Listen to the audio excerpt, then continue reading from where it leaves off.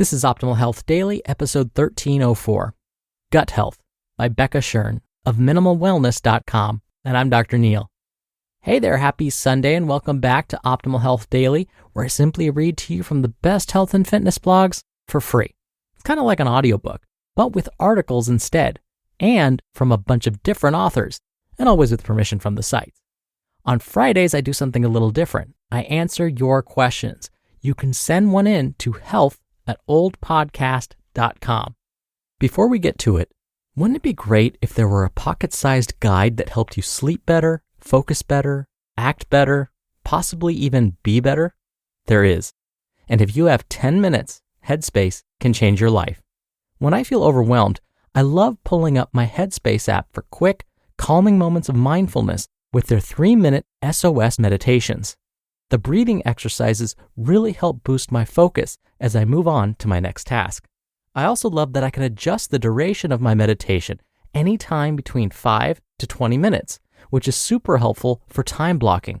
Plus, you know I care about research and studies, and Headspace is backed by 25 published studies. You deserve to feel happier, and Headspace is meditation made simple. Go to headspace.com/OHD. That's headspace.com/OHD for a free 1-month trial with access to Headspace's full library of meditations for every situation. This is the best deal offered right now. Head to headspace.com/OHD today. And with that, let's hear today's article and continue optimizing your life. Gut Health by Becca Shern of MinimalWellness.com. Living within your gastrointestinal tract are 100 trillion microbes from over 1,000 different species, collectively referred to as the gut microbiome. Recent research into the microbial world within our bodies has illuminated many previously unknown connections to our overall health. Indeed, the human body is an ecosystem with many sub-ecosystems, such as the gut.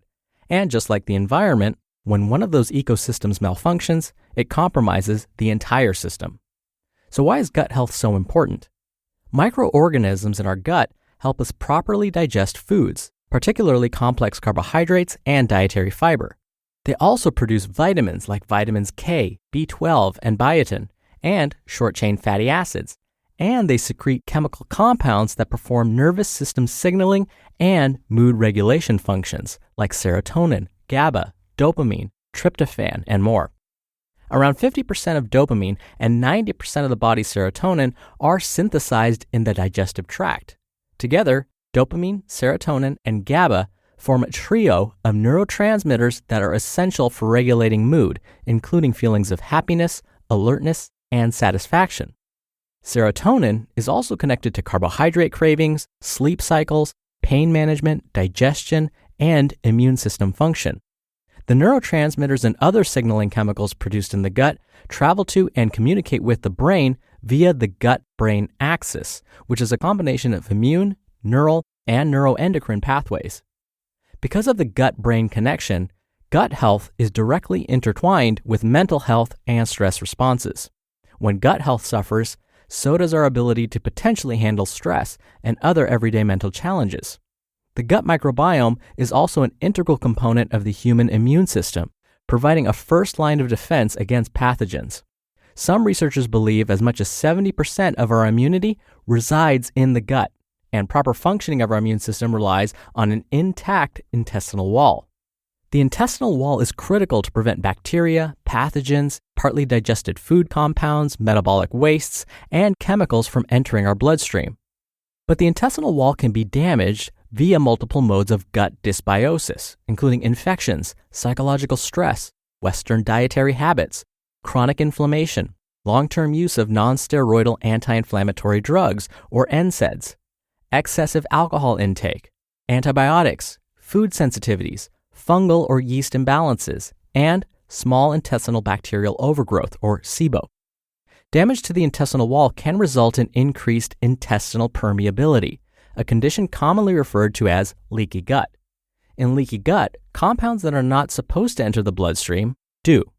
This passage of foreign compounds into the bloodstream is thought to be involved in many disease states, including anxiety, depression, hyperactivity, irritable bowel syndrome or IBS, chronic fatigue syndrome, fibromyalgia, multiple sclerosis, obesity, type 2 diabetes, and food and environmental allergies. Some of the most common causes of gut dysbiosis include the overuse of antibiotics, our highly stressed lives, and our consumption of heavily processed foods. One of the reasons our food supply in particular is so damaging to our gut is that microorganisms are the enemy of our industrialized food system. Microorganisms can cause food to spoil quickly, although microbial fermentation of foods is one of the oldest methods of food preservation, which leads to lost profit for food corporations. Whenever possible, food companies remove microorganisms from the food products they sell. Produce is washed in antimicrobial baths, and meat is treated with ammonium hydroxide. While these processing aids are FDA approved and are generally recognized as safe, the removal of harmful and spoilage microorganisms, which are the well-intended goal of these processes, also eliminates beneficial microorganisms and adds unnecessary chemicals to our food supply. Unfortunately, our food supply is not the only place we no longer encounter bacteria. Our homes, offices, schools, and other public spaces are also overly sanitized. Just as with food, we sanitize our environment to remove dangerous bacteria, but the beneficial bacteria get wiped out too. Without good bacteria entering and colonizing our bodies from our food and our environment, we become perfect hosts for pathogenic microorganisms. It's ironic that the food, cleaning products, and sanitizers that are sold and marketed to the public as health-promoting insidiously kill off a key component of the human ecosystem. Research is demonstrating that those living in Western societies have far less microbial diversity than those living in other parts of the world. This lack of bacterial variety, or the number of unique species and the total number of microorganisms, means we are likely missing bacterial species that are critical for health, and it also leaves our systems more vulnerable to infection and disease. Our weak guts may be one of the reasons we feel chronically exhausted or crave carbohydrates and also look for external sources of pleasure and reward. When our microbiome is imbalanced, we have lower neurotransmitter production and signaling, and as a consequence, we find it more difficult to feel happy, alert, and satisfied. To make up some of that emotional deficit, we seek out ways of artificially boosting those feelings via activities such as shopping, social media, email, and even professional achievement. We feel terrible, so we buy stuff, eat a donut, scroll through Instagram, or all three, but after the dopamine and serotonin hits, that wears off, we're right back to where we started. In a perverse way, our modern consumerist lifestyle is both a cause and a reinforcer of ill health. We are most susceptible to marketing and societal pressure when we are looking for something, anything, to help us feel better. Indeed, the consumer model functions best when we, the consumers, feel the worst. Thankfully, we are in control of our actions and of our health. We can all begin and take action somewhere in our lives in order to feel better, and working to restore gut health is something everyone can benefit from. While it's certainly not a sexy topic, the gut microbiome and intestinal wall integrity is directly or indirectly tied to just about every other aspect of human health: energy, weight, muscle mass, skin, hair, immunity, sleep, digestion. And as discussed, inflammation and stress both cause and exacerbate gut dysbiosis and leaky gut. Therefore, reducing inflammation and stress are central recommendations for improving gut health. A diet for optimal gut health includes ample amounts of anti-inflammatory foods that help heal and nourish the gut and also contain and feed beneficial bacteria. Oh, and minimizing added sugars is also helpful. You just listened to the post titled Gut Health by Becca Shern of minimalwellness.com. Is your Wi-Fi struggling to keep up with your streaming, work, gaming, video calling, and more? What about all at once? When you're connected to your world by Wi-Fi, be sure it's the best. Bring your Wi-Fi up to speed with Orbi Wi-Fi 6 from NetGear. Orbi Wi-Fi 6 is the best and latest in Wi-Fi.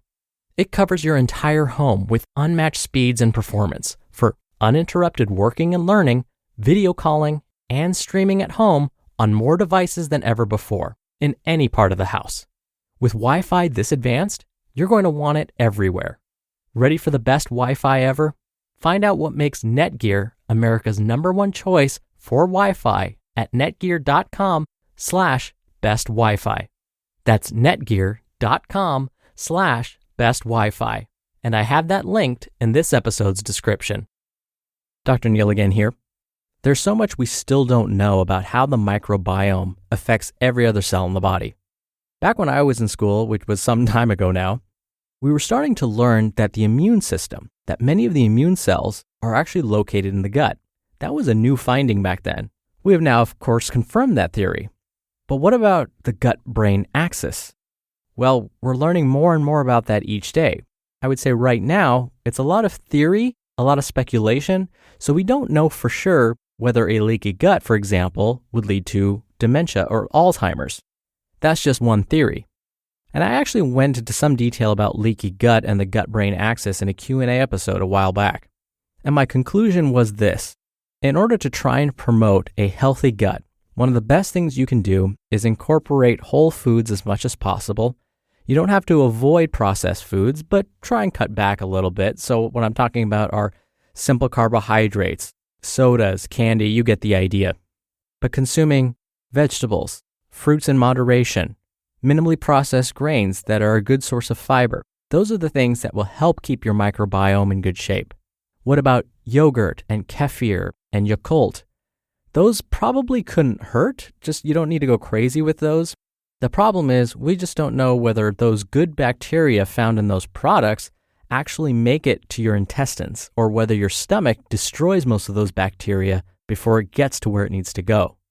There are probiotic supplements that may benefit some folks. I would definitely check with your doctors first to be sure that it's safe for you to consume because believe it or not, sometimes these probiotics can interfere with your medications. All right, that should do it for today. Thank you so much for being here. Thank you for listening every day. Thank you for sharing the show with someone. I hope you're having a fantastic weekend, and I'll see you back here tomorrow where your optimal life awaits.